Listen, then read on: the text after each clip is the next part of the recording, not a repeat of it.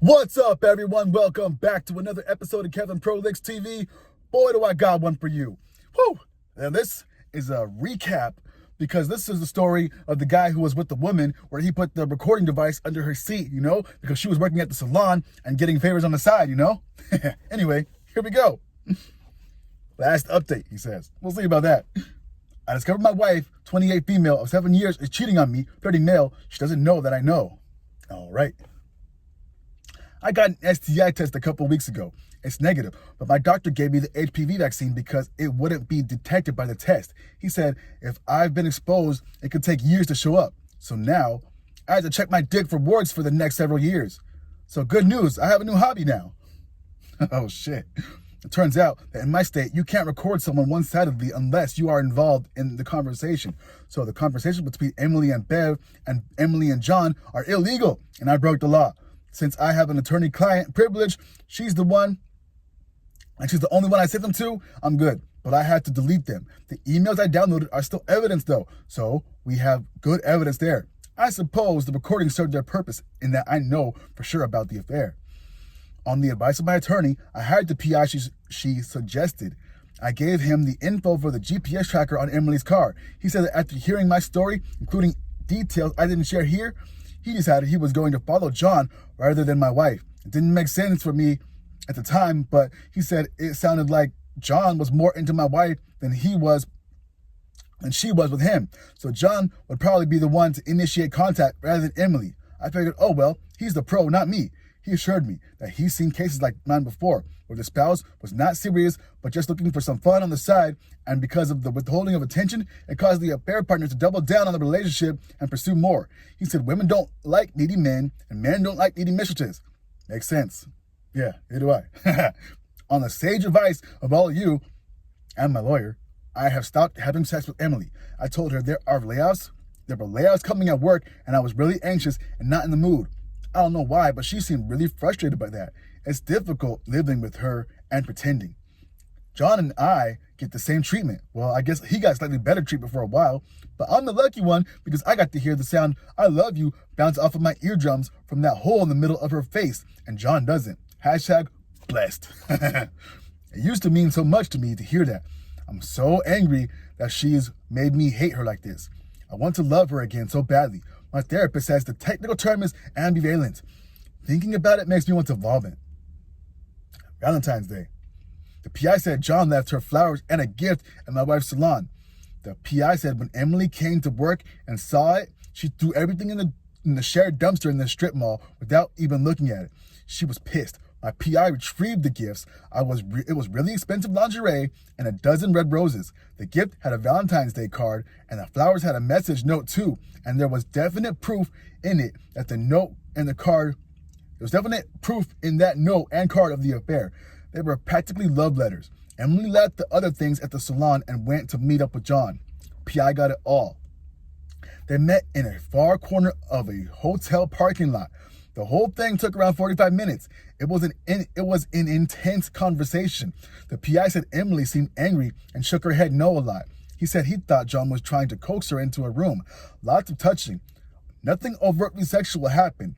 But the PI said he's seen cases like this that were won with less and less than that. Their body language, behavior, and the way it panned out is the kind of thing judges look for in adultery cases. It was obvious that they had been in a relationship. It was at the same time that I got a weird "I love you" phone call from Emily. I remember her voice was off. It was like she was trying to check in on me. My attorney advised me to take photos of Emily's appointment book for the last year or so. Emily likes using a physical calendar to book and write everything down. I noticed there are appointments with John in the book too. Before I would have just thought of them as business meetings because Emily said John was mentoring her in the small business stuff. I found a Mont Blanc pen in her purse near the appointment book. I guess that's another gift from John because I sure as hell didn't buy it for her. And she always used to use Bic pens before. Emily was busy with work the rest of the day and night on Valentine's Day, as she had a bunch of ladies who wanted to get especially made up for their Valentine's Day dates with their spouses and boyfriends. Anyways, she worked as usual on Valentine's Day. She came home tired, half-heartedly tried to initiate something, but I just pampered her because she seemed exhausted, so I put her to bed. I didn't pamper her for her sake. I did it for me. I wanted to be a good husband, so she'd somehow miss me more when I'm gone. I wanted to prove to myself that I'm not worth cheating on. Does that make sense?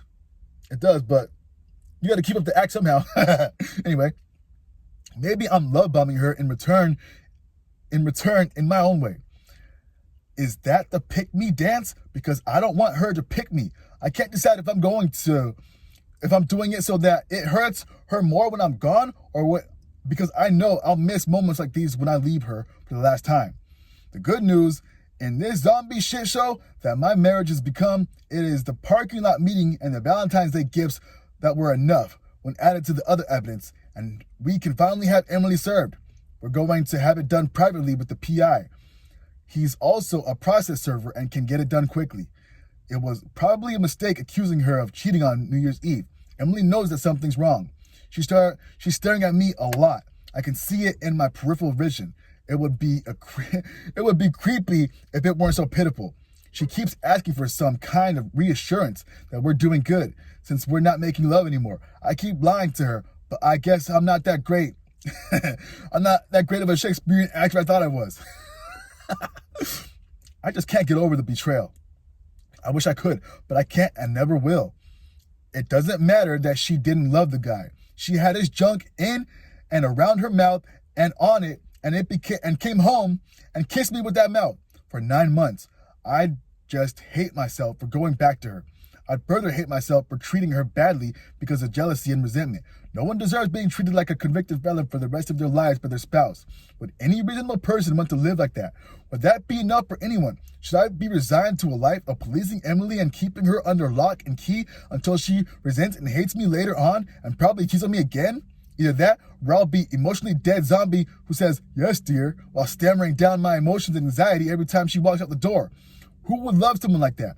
I'm not going to live like that. I love who I thought she was too much to let her live like that.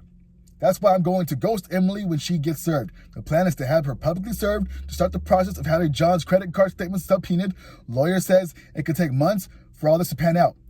Tell Bev's husband about her complicity in Emily's affair and to text Emily's dad and sister, John's wife, and some mutual friends with the news. I'll have to leave and pack before she regains her footing after being served with divorce papers. I plan on leaving a short note, my lawyer's business card, and my wedding ring. My lawyer told me to leave a note so she doesn't have an excuse to start making trouble. I was thinking about writing, "Do you like rich sugar daddies? Yes or no?" My therapist says I use humor as a coping mechanism. I know I won't do that though. I'll either write this long manifesto or something super short. Another infidelity poster on here wrote to her cheating significant other, "I know, bye. Brevity is the soul of wit. I know myself. I know that Emily at least thinks she loves me, whatever that is. I know she'll beg and plead and cry and appeal to me in every possible way." Holy shit. Fuck that guy. Damn. Sorry, y'all. If y'all hear this. Anyway. I know myself. I know that Emily at least thinks she loves me, whatever that is. I know she'll beg and plead and cry and appeal to me in every way possible. Our history, our families, our plans, everything. She'll dress up and make herself look stunning. She'll put out all the stops and try to get me to cave. I'm not ghosting her because I'm strong. I'm ghosting her because I'm weak.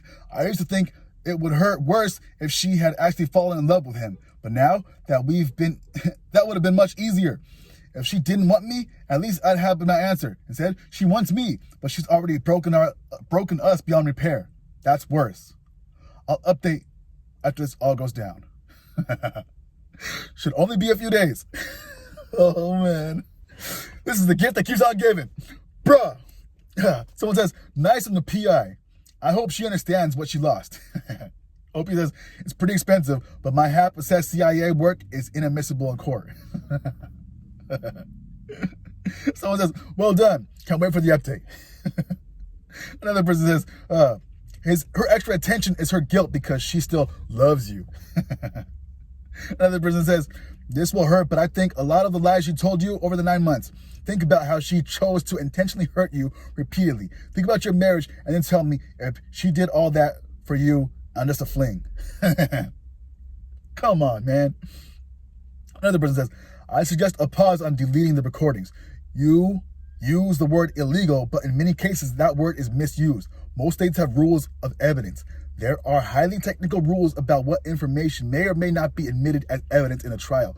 Your state, like many, probably has a rule that your secret recordings are inadmissible in a trial. Illegal is another matter. It's generally not a crime to secretly record one's spouse.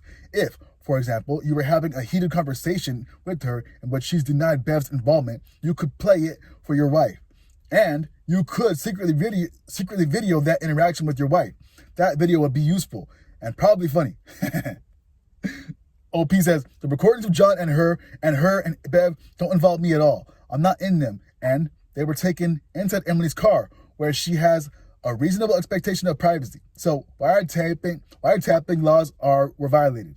The recordings of her admitting that I never abused her or cheated on her is perfectly legal, though, because I was actually a part of that conversation, even though she didn't know she was being recorded. Someone says, I would urge you to do a more thorough analysis. Phrases like reasonable expectation of privacy normally apply to government in the context of criminal law. They create procedural boundaries about how aggressive and intrusive government can be in connection with depriving a citizen of liberty. Anyway, there's a lot going on right now. I'm going to end it here. Hope to see you on the next one. Peace.